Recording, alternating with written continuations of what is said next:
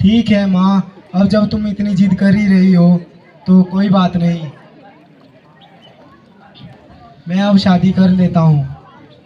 ठीक है बेटा, मैं भी चलती हूँ। ठीक है माँ। माँ की बातों ने श्यामलाल पर बहुत गहरा असर डाला। उसे लगा कि अपने चक्कर में वह अपनी माँ और अपनी बच्ची बेलू के बारे में सोचना ही भूल गया था। उसकी आंखें जैसा एक एक खुल गई हो। उसे लगा कि शायद अपनी जिम्मेदारी से भाग रहा था। उसने निर्णय लिया कि वो अपनी माँ की बात मानेगा। उसने माँ की बात मानी और एक लड़की शर्मिला से उसने अपनी माँ और अपनी बच्ची की खुशी के लिए विवाह कर लिया।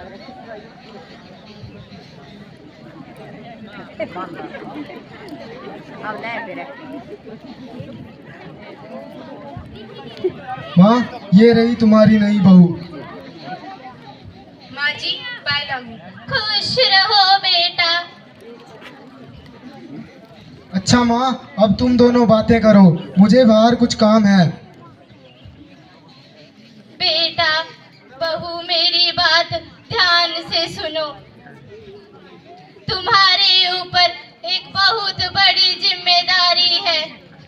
जी माँ जी। बेटा, तुम्हें श्यामलाल के साथ साथ उसकी बेटी बेलू का भी ध्यान रखना होगा। जी माँ जी। बेटा, हमने उसे बड़े नाजों से पाला है। उसे कभी ये एहसास मत होने देना कि उसकी माँ अब इस दुनिया में नहीं रही। जी माँ जी, मैं बेलू का बहुत अच्छे से ध्यान रखूंगी। ठीक है बेटा, तुम भी आराम करो। जी माँ जी। शर्मिला ने माँ की बातों को सुना तो सही, पर उन पर अधिक ध्यान नहीं दिया और धीरे धीरे अगले दिन से चीजें खराब होनी शुरू हो गई। अगले दिन शर्मिला सुबह सुबह खाना बना रही थी और उसने बेलू को खाने के लिए आवाज दी।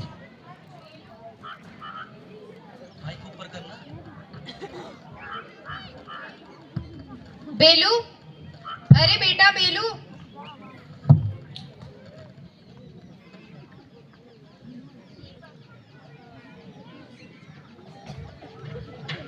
जी माँ।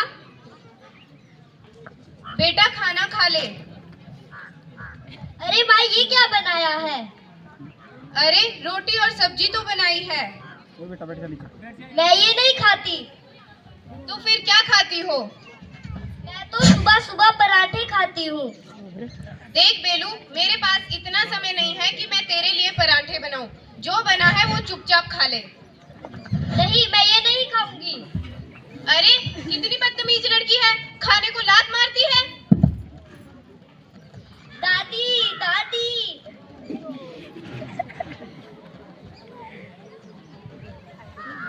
क्या हुआ बेलू, सुबह से क्यों रो रही है? नई वाली माँ ने मुझे मारा। अच्छा, मैं देखती हूँ। बहू, अरे ओ बहू, तूने बेलू को क्यों मारा बेटा?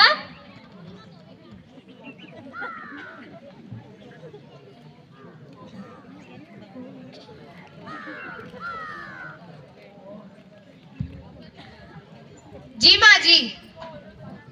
तूने बेलू को क्यों मारा बेटा? अरे माँ जी, अब आप ही देखिए ना, सुबह सुबह से पराठे खाने की जिद कर रही थी। तो बना दे